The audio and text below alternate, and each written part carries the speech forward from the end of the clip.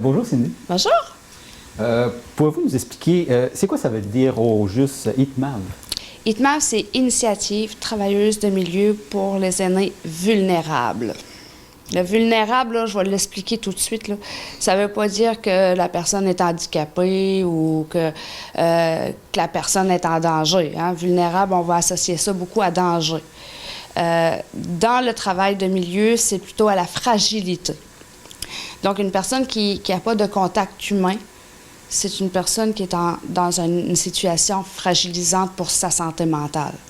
Donc, elle est vulnérable. Okay.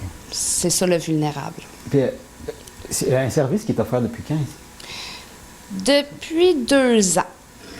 Ça fait 2 ans là, qu'on me voit dans la MRC un peu partout, mais c'est beaucoup du bouche à oreille.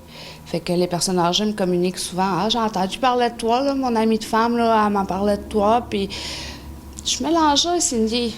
OK. Là, je vais aller les voir. Parce que même nous autres, le matin, on peut se lever et dire « Hey, j'en ai plein la tête, là, j'ai la tête grosse comme ça. » Quand on en parle, ben, on voit que des fois, c'est moins gros, là.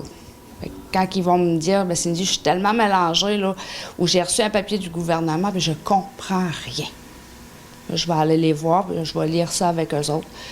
Puis on va mettre ça un peu plus clair, là. OK. Puis toi, tu es une travailleuse de milieu. Oui. Pouvez-vous nous expliquer, c'est quoi au juste une travailleuse de milieu? Je fais beaucoup d'écoute. C'est beaucoup avant tout de l'écoute et du référencement. Ce qui veut dire que je peux aller chez une personne aînée qui, comme je disais, va être très, très, très mélangée parce qu'elle en a trop dans sa tête. Elle ne sait plus par où commencer. Elle ne voit plus le jour au bout du tunnel. Mais je vais l'aider à traverser ce tunnel-là, puis on va aller avoir la lumière au bout de là. OK. Puis qui peut demander au juste vos services? Je dirais, vous avez 60 ans et plus, vous vous sentez isolé, vous avez besoin de parler, vous avez des questions. Ne pas rester avec ces questions-là. Donc, vous pouvez m'appeler ici au Centre d'action bénévole, puis je vais me faire un plaisir de répondre, bien, essayer du mieux de mes connaissances de référer et de donner les bonnes réponses aux questions. On appelle au 418-689-6023. C'est de 8h à 4h qu'on peut me rejoindre au bureau. Étant donné le contexte pandémique qu'on vit, on peut tenter de me rejoindre par Internet aussi. Okay. Je vais faire souvent des rencontres par Internet maintenant.